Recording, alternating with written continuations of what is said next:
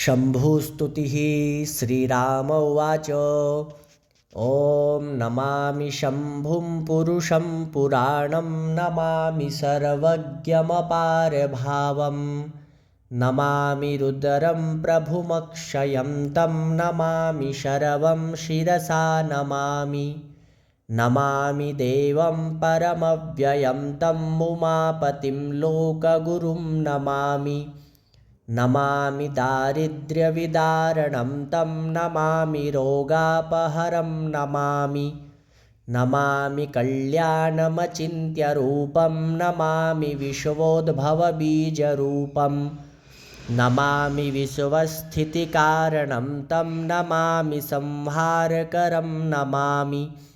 नमामि गौरीप्रियमव्ययं तं नमामि नित्यं क्षरमक्षरं तं नमामि चिद्रूपममेयभावं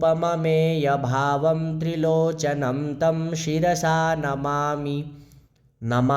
कारुण्यकरं भवस्य भयंकरं वापि सदा नमामि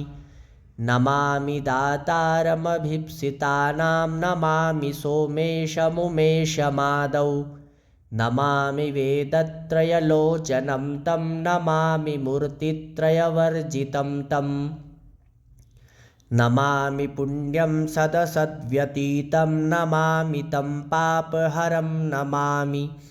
नमामि विश्वस्य हिते रतं तं नमामि रूपाणि बहूनि धत्ते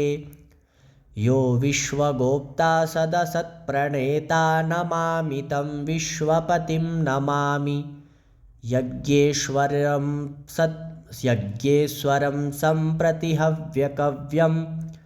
तथागतिं लोकसदाशिवो यः आराधितो यश्च ददाति सर्वं नमामि दानप्रियमिष्टदेवं नमामि सोमेश्वरमस्वतन्त्रम् उमापतिं तं विजयं नमामि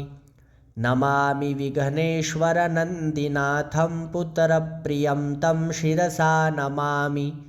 नमामि देवं भवदुःखशोकविनाशनं चन्द्रधरं नमामि गङ्गाधरमीशमिड्यम् उमाधवं देववरं नमाम्यजादीशपुरन्दरादिसुरासुरैरर्चितपादपद्मं